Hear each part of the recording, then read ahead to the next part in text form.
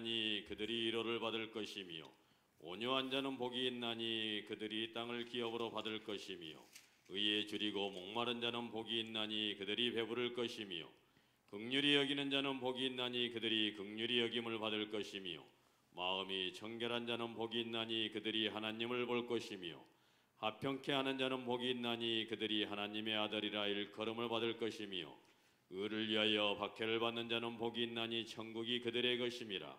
나로 말미암아 너희를 욕하고 박해하고 거짓으로 너희를 거슬러 모든 악한 말을 할 때에는 너희에게 복이 있나니 기뻐하고 즐거워하라. 하늘에서 너희의 상이 큼이라. 너희 전에 있던 선지자들도 이같이 박해하였느니라. 아멘. 하나님의 축복이 여러분과 함께 하실 줄로 믿습니다. 온유한 자는 복이 있나니, 우리 한번 제목을 같이 읽어볼까요? 온유한 자는 복이 있나니.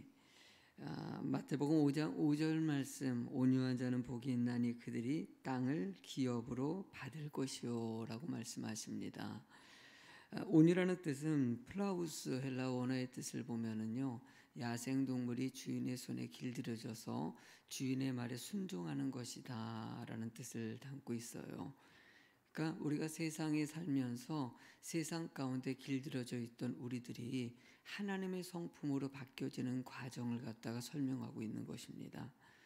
하나님은 우리가 그런 온유한 마음을 가지고 살아야 되는데, 세상 가운데 살다 보니까 우리의 속성 가운데 이 세상의 모든 것들에 매여 있다 보니까 어느 순간에 감정 조절이 안 되고 늘 서로 간에 분쟁하고 다투는 세상 가운데 살아가는 여러분들의 모습, 하나님은 늘 말씀하시죠. 사랑의 관계가 되길 원하시는 거. 딱 그거 한 가지라 그랬죠.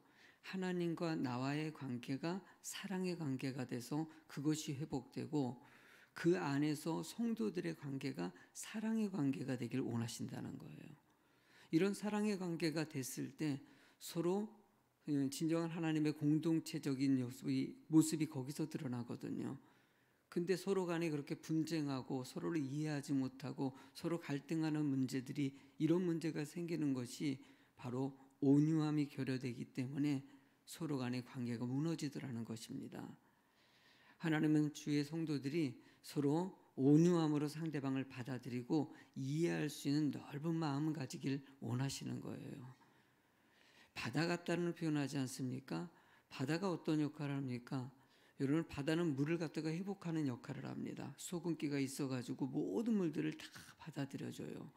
오물이 섞여 있는 그 물들이 바다에 오는 순간부터 거기서 모든 것을 품고 다시 회복돼가지고 다시 물이 순환이 이루어지는 것이거든요. 그래서 물은 절대 썩질 않습니다. 바닷물은요. 그러니까 우리가 바닷물 같은 마음을 가지고 여러분들이 모든 것을 수용하고 받아들일 수 있는 그런 마음을 성경은 가르쳐주고, 바로 그것이 바로 온유라고 얘기하는 것입니다. 여러분, 오늘 본문의 이야기를 통해 가지고 우리 삶 가운데 이 온유함이 결여되어 있는 부분은 혹시 없냐, 이 부분을 정말 잘 살펴가지고 여러분들 정말 온유한 마음, 어떤 경우에서든지 뭐 화를 내지 않고 분노하지 않고 다 품을 수 있는, 할렐루야, 여러분들 그런 마음 간직하는 하루 됐으면 좋겠습니다. 아니 뭐 하루가 아니라 그런 삶이 됐으면 좋겠습니다. 일단 첫 번째로는요, 주님을 닮아가는 것입니다. 주님은요, 장신을 표현할 때 마태복음 11장 29절 한번 읽어보시기 바랍니다. 나는 마음이 온유하고 겸손하니 나의 멍에를 메고 내게 배우라. 그리하면 너희의 마음이 쉼을 얻으리라. 여러분들의 삶에는요, 마음에 평안이 있길 원하는 거.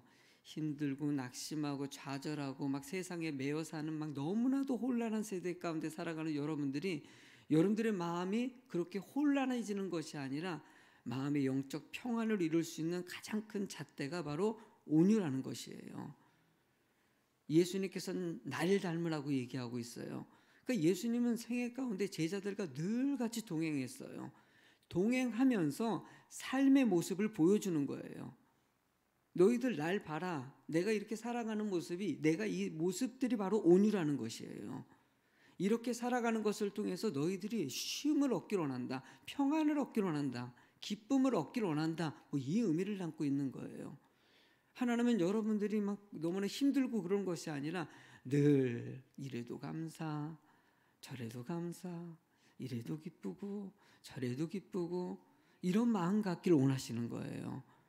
근데 세상에 사람들 보십시오. 여러분들 분노하게 만드는 사람들의 모습들을 너무나도 많이 보지 않습니까? 저도 예수 믿기 전에 교회에 믿는 사람들에 대해서 안티적인 생각들을 많이 갖고 있었는데 예수 믿고 딱 교회 딱 들어오니까는 교인들이 다 그렇습니까? 제일 시험 든 게요. 교인들 보고 시험 든 거예요.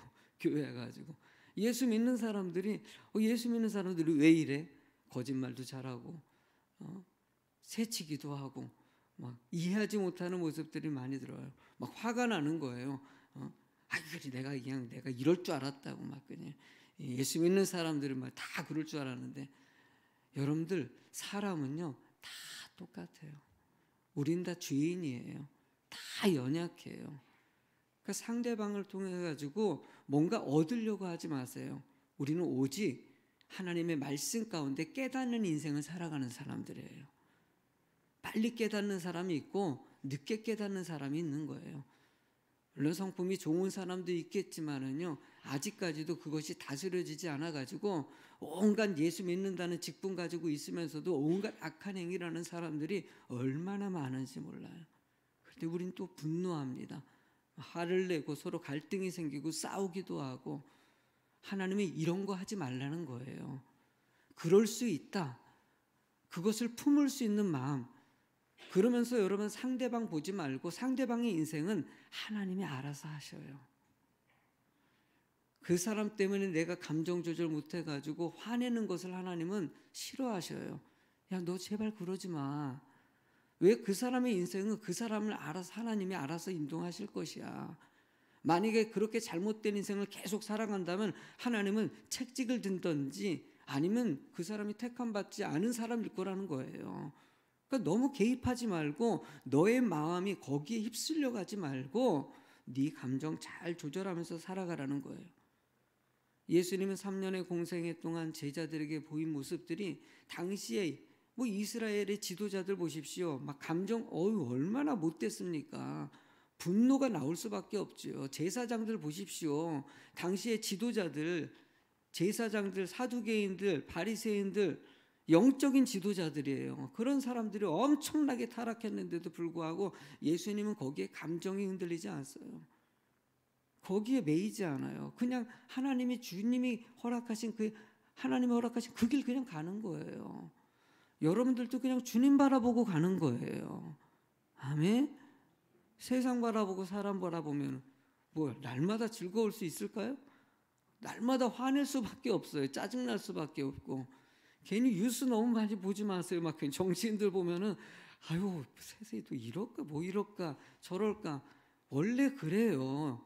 옛날에도 그렇고 앞으로도 그럴 거예요. 여러분들은 그래도 기도하는 것이죠. 지도자를 위해서 기도하고 나라와 민족을 위해서 기도하고 그렇게 기도했기 때문에 기도하는 손길이 있기 때문에 이 나라와 민족이 그나마 지켜지는 것이에요.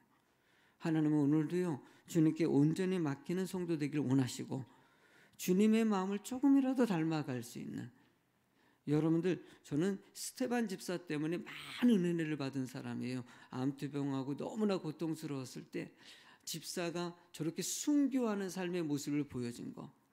스테반 집사의 모습을 사도행전 6장 15절에 이렇게 보여줍니다. 읽어보실까요? 공회 중에 앉은 사람이 다 스테반을 두목하여 보니 그 얼굴이 세상에 엄청나게 핍박받고 고통받는 상황 가운데 있는데도 불구하고 당시의 지도자들을 향해서 원망하고 분노하고 싶고 욕해주고 싶고 절대 그러지 않아요. 다 품어요. 거기다 더 나아가지고 그 다음에 이제 죽기 직전입니다. 사도행전 7장 60절에 보면 그 읽어보도록 하죠. 무릎을 꿇고 크게 불러 이르되 주여 이 죄인을 그들에게 돌리지 마옵소서. 이 말을 하고 저 사람들을 원망하지 않아요.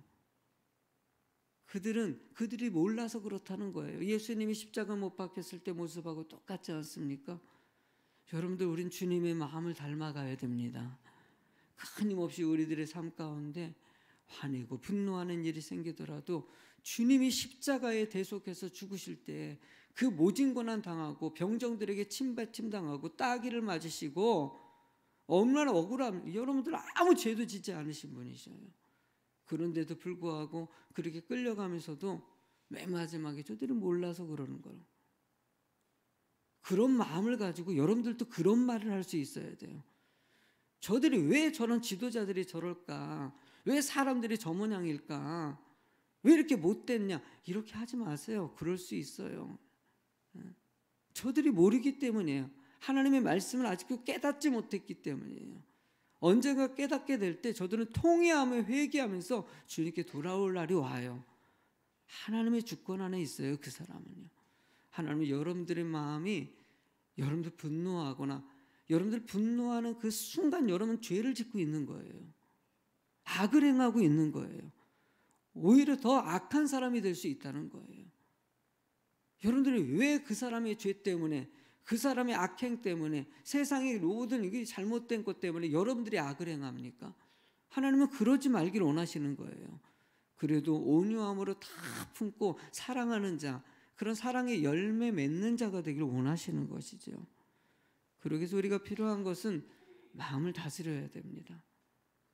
자, 칼빈은요, 온유라는 것은 부드러운 마음으로 살며 노하기를 더디하며 절제할 수 있는 거라고 얘기했어요.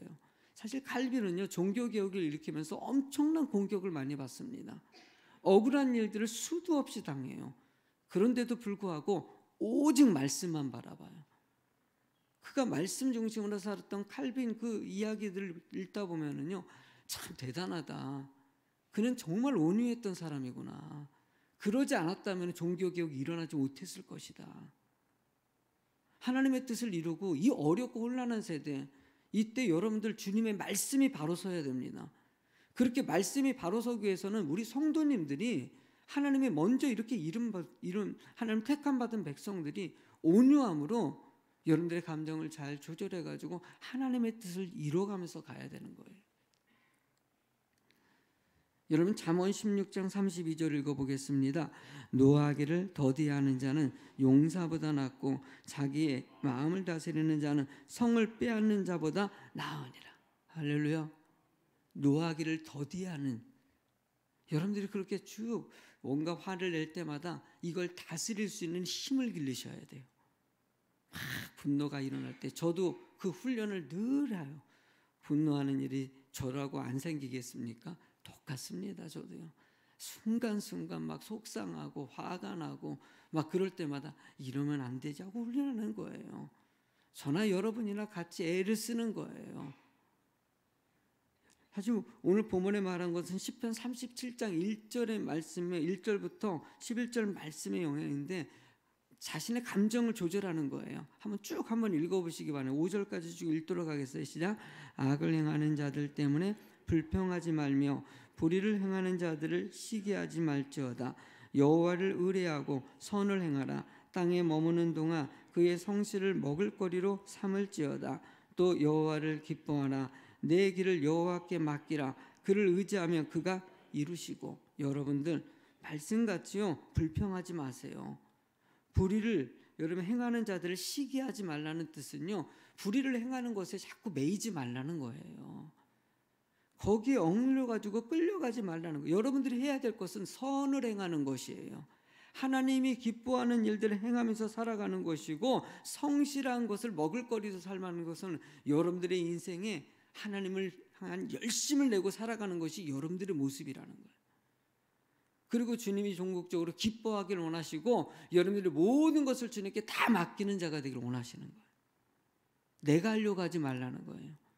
내가 분노한다고 해서 해결되냐? 절대 아니라는 거예요.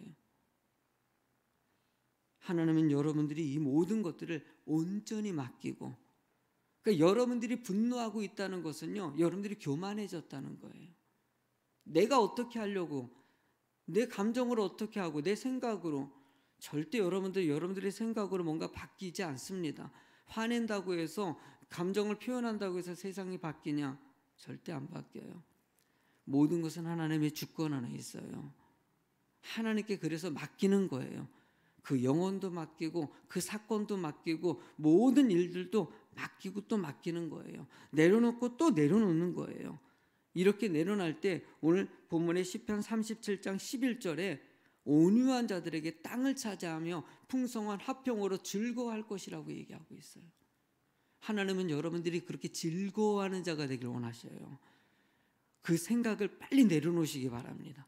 분노하게 만드는 이 세상의 모든 요소들이 오늘 여러분들 이제 직장 생활한다든지 가정에서라든지 막 수도 없는 일들을 경험할 거예요. 막 여러분들의 감정을 막 흔들어 놓는 일들이 수도 없이 올 것입니다. 그럴 때마다 여러분들 그 모든 것을 주님께 빨리 맡기세요. 하나님이 알아서 하신다. 그리고 여러분들은 즐거워하셔야 돼요. 여러분들이 기뻐하셔야 돼요. 이런 사람에게 세 번째로 온유한 자에게 땅을 기업으로 얻게 하신다는 거예요. 여러분들 욥은요, 자녀들이 10명의 자녀들이 다 죽었어요. 거기다가 모든 재산이 다 사라져 버렸어요. 그렇게 사랑했던 아내마저도 자기를 갖다가 저주합니다. 친구들도 막 비웃듯이 막 얘기를 하는 이야기가 계속 이어집니다. 막 분노하려면은요, 욥은요 수도 없이 분노할 수 있어요. 억울한 게 얼마나 많이 있습니까? 근데 욥의 이야기를 한번 들어보십시오. 1장 20절, 21절, 22절 쭉 한번 읽어보세요. 시작. 욥이 일어나 겉옷을 찢고 머리털을 밀고 땅에 엎드려 예배하며 이르되 내가 모태에서 알몸으로 낳았사온즉 또한 알몸이 그리로 돌아올지라. 주신 이도 여호와시요 거두신 이도 여호와시니 여호와의 이름이 찬송을 받으실지이다 하고 이 모든 일이 욥이 범죄하지 아니하고 하나님을 향하여 원망하지 아니하냐. 여러분들 그는 그렇게 속상한 일이 있을 때 하나님께 예배했다고 얘기하고 있어요. 이 모든 일에 대해서 주신 이도 여호와시요 거두신 이도 여호와시요. 여러분들 우리는 주님께 모든 것들을 다 맡겨야 돼요. 왜 나에게 이런 일이 생겨? 막 내 막 질병이 걸리고 막 사업이 문제가 생기고 부도가 나고 막 원망이 나옵니다. 막 분노가 나옵니다. 아니에요. 이 모든 것들 주님의 주님 것이에요. 다요. 다 맡기고 주님께 가져가시는 것도 주님의 은혜 안에 있다는 것이에요. 원망하지 않은 이 욥의 모습에 여러분들 42장에 보면 하나님이 모든 것을 회복시켜 주셔요. 하나님의 기업으로 받게 하시더라는 거예요.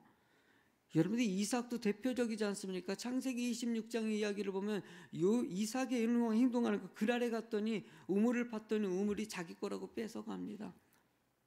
그래가지고 에색이라고 얘기하지 않습니까? 두 번째 우물을 팠는데 또 뺏어갑니다. 두 번째 우물을 신나라고 이름을 줬어요. 그냥 가져가세요. 그냥 분노하지 않고 왜 가져가? 막 싸우지도 않고 뭐 다 가져가세요. 그러고 나서 세 번째 우물을 26장 22절에 쌌더니 같이 읽어보세요. 시작. 이삭이 거기서 옮겨 다른 우물을 봤더니 그들이 다투지 아니하였으므로 그 이름을 르호봇이라 하여 이르되 이제는 여호와께서 우리를 위하여 넓게 하셨으니 이 땅에서 우리가 번성하리로다 하였더나. 하나님께서 이 모든 것을 참고 인내한 이삭에게 넓게 하시고 번성하게 하시는 거예요. 하나님이 주신 기업의 은혜가 있다는 거예요. 사실 세상에 여기서 얘기하는 땅을 기업으로 준다는 말씀은요, 실제적으로 이 땅에 있는 복은요 두 번째예요. 하늘의 은혜를 주신다는 거예요. 하늘의 기업을 주신다는 거예요. 그 기업을 통해서 이 땅의 평안의 축복도 따라 주신다는 거예요. 여러분들 그 은혜를 얻는 여러분들이 되시기 바랍니다. 우리는요 무엇보다도 주님이 나와 함께 하셔요. 주님이 나와 함께 하시기 때문에 우리 찬양 가운데 있지 않습니까? 사람을 보며 세상을 볼 때 만족함이 없었네. 나의 하나님 그분을 볼 때 그렇죠. 나는 만족하. 할렐루야. 우리는요 그 만족함으로 평안을 누리고 온유해 줄 수 있는 거예요. 요한복음 1장 12절에 그래서 예수님은 오시면서 이 얘기하신 거예요. 영접하는 자, 곧 그 이름을 믿는 자에겐 하나님의 자녀가 되는 권세를 주셨으니 하나님의 자녀가 되고 권세를 주셨어요. 성령님이 나와 함께 하셔요. 무엇보다도 가장 큰 은혜가 내 안에 있기 때문에 여러분들이 온유해질 수 있고 모든 것을 품을 수 있는 마음을 가질 수 있다는 거예요. 여러분들 오늘도 주님이 함께 하십니다. 그 은혜로 다 받아들이세요. 그러려니 하세요. 할렐루야. 그리고 사랑해 주세요. 할렐루야. 그 은혜로 살아가는 여러분들이 되길, 온유의 성도가 되길 주의 이름으로 축원합니다. 292장 찬양 드립니다.